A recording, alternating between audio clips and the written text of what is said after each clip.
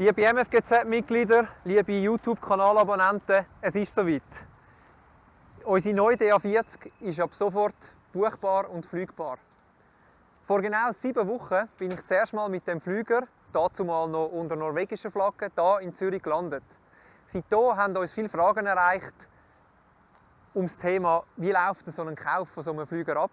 Was ist eigentlich in diesen 7 Wochen, seit der Flüger hier zuerst mal gelandet ist, passiert? Und für das würde ich das Wort gerne Andreas übergeben. Er kann euch einen Blick hinter die Kulissen geben. Wieso haben wir überhaupt den DR40 NG gekauft? Das ist der bei uns am meisten geflogene Flüger. Und es war klar, dass wir darum als nächstes wieder so einen kaufen müssen. Und zwar aus der gleichen Quelle, damit wir einen baugleichen Flüger haben. Normalerweise würden wir so einen Flüger uns bringen lassen. Aber jetzt während der aktuellen Situation haben wir gesagt, nein, wir gehen ihn selber holen, um nicht abhängig zu sein vom Lieferant. Und normalerweise würden wir dann mit einem Pilot und einem Mechaniker, um sich den Flüger zuerst mal anschauen und dann erst Vertragsverhandlungen machen. Das haben wir zusammengefasst, um das möglichst in der aktuellen Situation kompakt zu haben. Und allerdings sind die Massnahmen derart streng, der Remo wird es jetzt gleich noch erzählen, dass wir gesagt haben, wir schicken nur einen Pilot der dann die grösste Chance hat, überhaupt einzureisen in das Land. Dann ist die Suche losgegangen nach einem Pilot, der es gewagt hat, bis zu 10 Tage Quarantäne in Norwegen und dann eventuell wieder 10 Tage Quarantäne in der Schweiz auf sich zu nehmen. Fündig geworden sind wir mit dem Remo, der uns jetzt gerade erzählt, wie er das erlebt hat. Das Datum, um den Flüger abzuholen in Norwegen, ist gestanden. Jetzt ist aber die Frage im Raum gestanden, wie kommen wir von Zürich auf Norwegen und vor allem, wie können wir in Norwegen einreisen? Weil grundsätzlich gilt ein absolutes Einreiseverbot. Jetzt haben wir nach Studieren von all diesen Unterlagen, die die norwegische Behörde ausgestellt hat, geschaut, was es für Möglichkeiten, dass wir trotzdem einreisen und den Flüger holen können. Und dort hat es einen Teil, der drin steht, eine Ausnahme Aircrew. Dort steht drin, dass die einreisen können, auch ohne Quarantäne. Aber grundsätzlich bin ich ja nicht als Aircrew eingereist, sondern als Passagier. Ich bin als ganz normaler Passagier mit einem normalen Linienflug auf Norwegen geflogen. Wir haben also das Risiko, oder ich habe das Risiko auf mich genommen, dass ich allenfalls bei der Einreise 10 Tage in Quarantäne gehen, dass wir den Flüger holen können. Es war dann aber so, als ich dann beim Zoll angekommen bin, dass dann der Erste gesagt hat, nein, das ginge nicht, weil ich sage jetzt als Passagier eingereist. Ich habe dann den Supervisor verlangt und der hat dann alles studiert und ich habe dann alle Dokumente aufgelegt, einen Kaufvertrag. Wir haben sogar noch eine Bestätigung eingeholt von der Firma, die wir den Flüger gekauft haben, dass wir also wirklich einreisen, um den Flüger abzuholen und nicht zu touristischen Zwecken oder sonst etwas.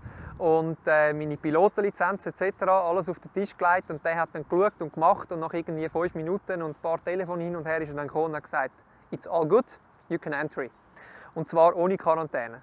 Grosse Erleichterung, weil das hätte natürlich den ganzen Prozess noch mal um ein paar Tage verlängert, wenn ich jetzt noch hätte 10 Tage in Quarantäne gehen. So konnte ich also weiterfliegen und bin dann am Abend spät angekommen. Der ganze Flug auf Norwegen hat etwa 12 Stunden gedauert, weil aktuell hat es nicht so wahnsinnig viele Verbindungen. Also zweimal müssen umsteigen, lange Wartezeiten. Und am anderen Tag ist es dann am Morgen früh losgegangen, nämlich mit der Übernahme von dem Flugzeug. Da haben wir eine Checkliste vorbereitet, was man alles kontrollieren muss. Und die bin ich zusammen mit unserem Maintenance-Team, das natürlich nicht vor Ort ist, sondern wir haben das virtuell gemacht über einen Mobile Call. Und sind dann um den Flüger herumgelaufen und haben eigentlich alles mit der Kamera angeschaut. Und der Maintenance-Spezialist hat mir dann erklärt, auf was ich schauen muss. Und so haben wir alles kontrollieren. Und ich bin begeistert gewesen, wie gut der Flüger intakt ist und vor allem, wie schön die Hallen ausgesehen hat. Es ist alles voller DA40 und DA42 gewesen. Also ein richtiges Paradies. Und dann war der nächste Step, dass man einen Checkflug macht. Auch dort gibt es wieder eine klare Checkliste, wo man alles kontrolliert, alles auf Funktionalitäten prüft.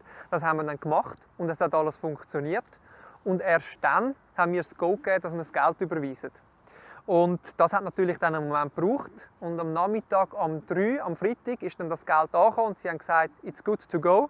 In der Zeit, wo das Geld überwiesen worden ist, hatte ich natürlich schön Zeit gehabt, zusammen mit dem Andreas die Planung zurückzumachen. Und der Plan war von Norwegen übers Meer auf Dänemark und von dort aus nachher auf Sylt den Zoll machen in Deutschland. Das hat super funktioniert. Ich bin dann in Sylt gelandet, bin dann von dort direkt weitergegangen auf Hannover, habe dann dort ein Hotel gefunden. Das Einchecken im Hotel war etwa gleich schwierig wie die Reise in Norwegen, weil die haben auch wieder alle Fragen gestellt, was machen sie überhaupt da, und wir haben eigentlich zu und es ist eigentlich sowieso verboten, da in Hotels übernachten, und auch dort musste ich wieder alle Dokumente präsentieren. Die haben mich dann also dort übernachten lassen und am anderen Tag ist es weitergegangen mit dem Flug nach Zürich und der ersten Landung von der DA40 hier in Zürich. Ich bin dann empfangen worden von ein paar Mitgliedern, Fluglehrer und auch von Andi Kradolfer, unserem Geschäftsführer. Und mit ihm zusammen bin ich dann direkt zum Zoll gegangen und dort hat alles angefangen, wo euch Andreas jetzt nochmal erzählen wird, was ist in diesen 7 Wochen bis zu heute passiert, dass der Flüger jetzt parat ist.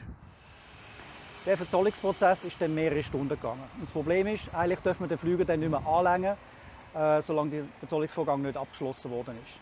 Wieso haben wir dann nicht einfach rasch umartikulieren, sobald der Verzollungsprozess fertig war? Jetzt das letzte Mal bei der Sergolf Delta sind das etwa 5 Wochen gegangen. Das Mal bei der Sergolf Victor sogar 7 Wochen. Eigentlich fängt es sogar vor diesen 7 Wochen an.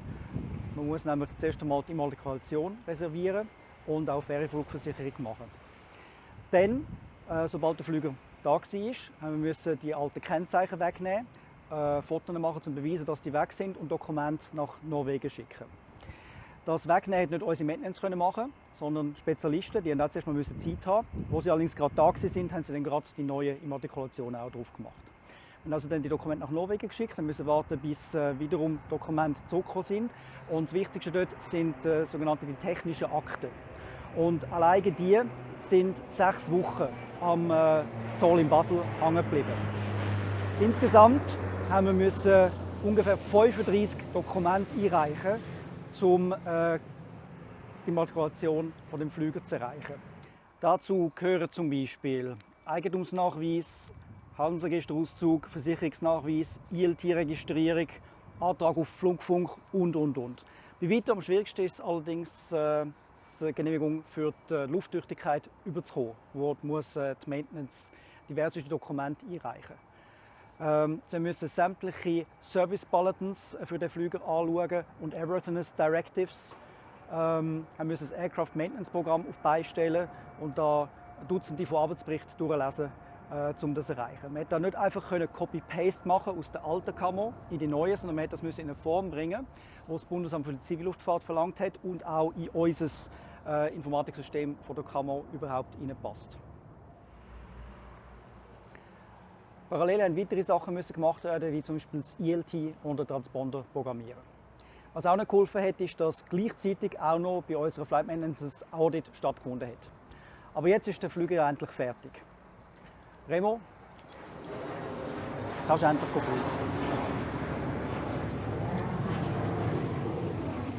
Andreas hat euch vorher erzählt, dass es ein baugleicher Flüger ist wie die Sierra Golf Delta.